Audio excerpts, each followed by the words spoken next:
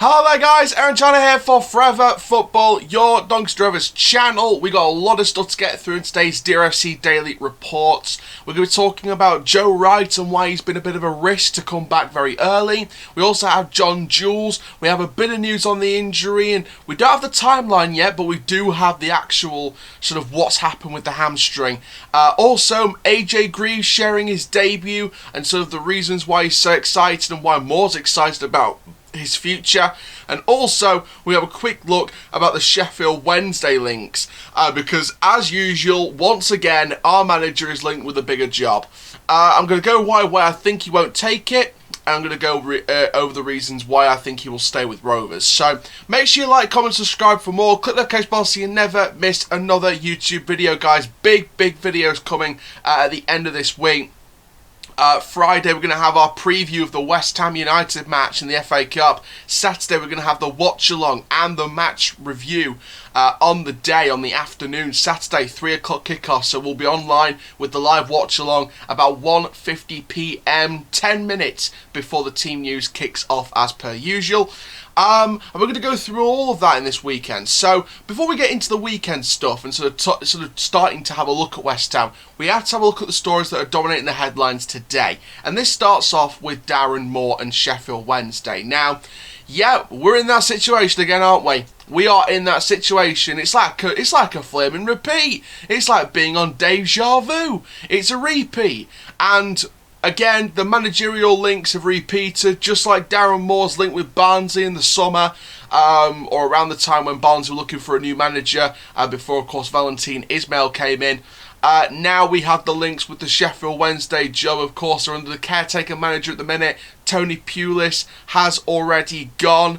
He was sacked. He was brought in, and then a couple of months later he was sacked. So they are looking for a brand new manager. Obviously, Watford's former manager, Vladimir Ivic, is one of the main candidates for the job. Paul Cook's been sort of out of the running now. Danny Cowley, I think, could be a good man to take them forward. But a name that's brought in the betting odds is Darren Moore, our manager. And we do have a bit of a story from the 72 article. I'm going to share my thoughts on all of that afterwards. But I just thought I'd share the information in this particular video while we've got the chance to share everything that's been reported about so far, linking him with the potential rumours. So, basically, according to the 72, Doncaster Rovers manager Darren Moore has played down speculation linking him to the Sheffield Wednesday job, the vacant Sheffield Wednesday job. The Doncaster Rovers boss has his side sitting in 4th place in League One, which is fantastic, by the way. Even with the games in hand we've got, we're still in line for the top of the league. So, you know, I couldn't be more happier with the place we're in at the minute. He's enjoyed a successful year and a half at the Keep Moat, and this week it was reported by the Daily Mail that Sheffield Wednesday were considering the 46-year-old. Now, as quoted in the Sheffield Star, Moore has played down these rumours. He says, honestly, I know a lot of people are speaking about it, but of course, speaking about, this is before the Rochdale match, the focus is on the game and Doncaster Rovers, and that is what will remain until the next one. I'm focusing on Saturday, which is, of course, what he said about the Rochdale game, the 1-0 win over Rochdale last night. I can't stop the speculation and everything else. For me, it's just focusing on team matters here. That's talking about, you know, the next game. Speaking about Saturday, you know, West Ham, of course, and this was sort of on the horizon of after the Rochdale match. Doncaster Rovers reporter Liam Hoden was quick to dismiss the rumours as well. He did tweet saying, had a few people asking / sending web links about Darren Moore and the Sheffield Wednesday job. I'm assured there is nothing in it at all. Of course, if Sheffield Wednesday looking for their 3rd permanent manager of the season. Dejafon Chansiri has left his side between a rock and a hard place after his public dress down of Tony Pulis, and now candidates seem to be slipping through the fingers. Now, Neil Thompson is still in caretaker charge, and to be honest with you, I think Sheffield Wednesday really are winning a lot under Neil Thompson, so maybe they'll go down the Ole Gunnar Solskjaer route and make the temporary manager a permanent manager. We don't know. But Neil Thompson is currently the caretaker. He's likely to be caretaker in the FA Cup against Everton. However, this is the big one here. I did see somewhere on social media that they look to announce their appointment after the Everton match. So after the FA Cup, they're going to announce the appointment going into next week. So, you know, all seems well on our side. I don't think Darren Moore's going to take this job. But he has said Chansiri could take yet more time in finding a permanent successor for Tony Pulis. They sit 23rd place in the Championship table after Derby's win over Bournemouth on the previous night. And, you know, Sheffield Wednesday aren't in a good place, are they? And you know what, to be fair, this is sort of what I wanted to talk about as well. Sharing the response on social media, there's been a lot of response on sort of the rumours of him going. Share a few of them here. This just appears to be his typical response. Just listen to the response about transfers, etc. Can't see him jumping ship yet, because if he gets a playoff place after selling your best player and not replacing him, it'll make him more desirable. Not sure why anyone would want that job anyway. The owner is an absolute nut job and they're on the decline. That's a fair point.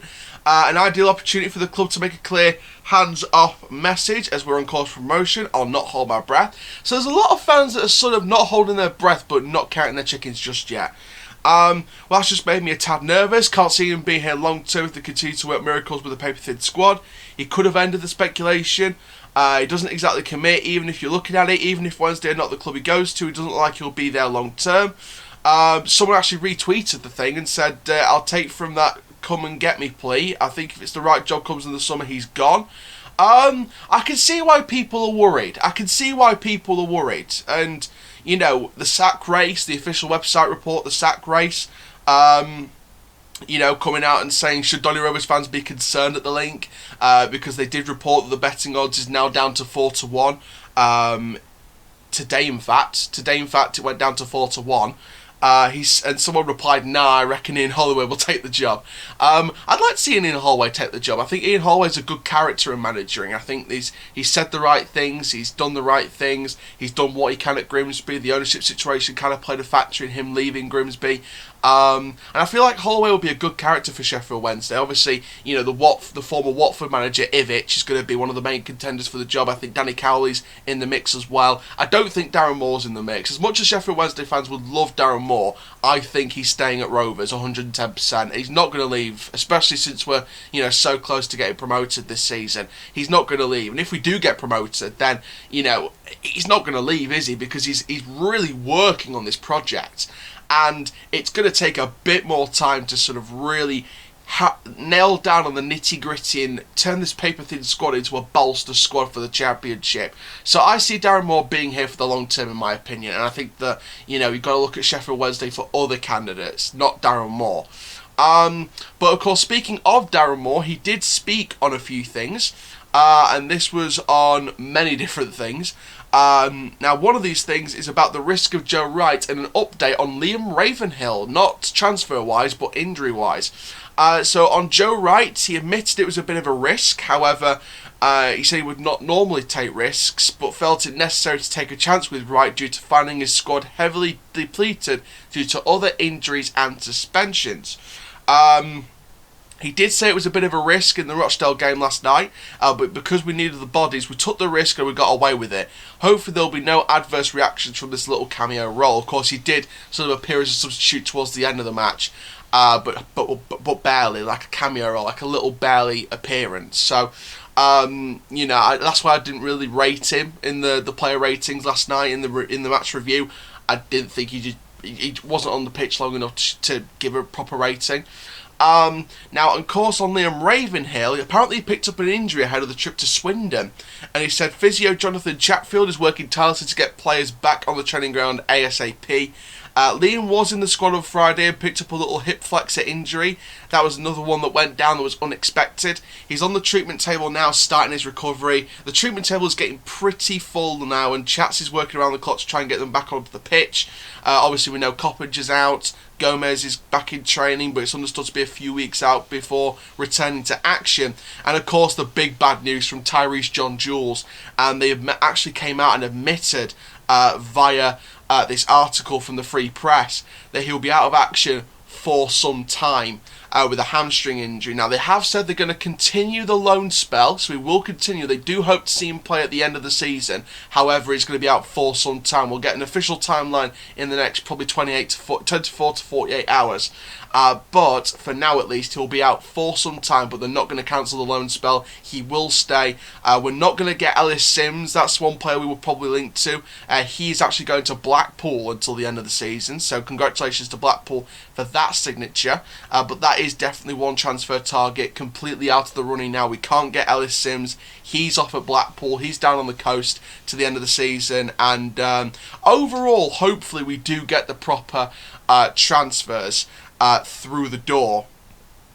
Because I think the longer we leave it, the more I start worrying about bringing in players. But I know that Moore's working around the clock with his recruitment team to, help bring in the transfers.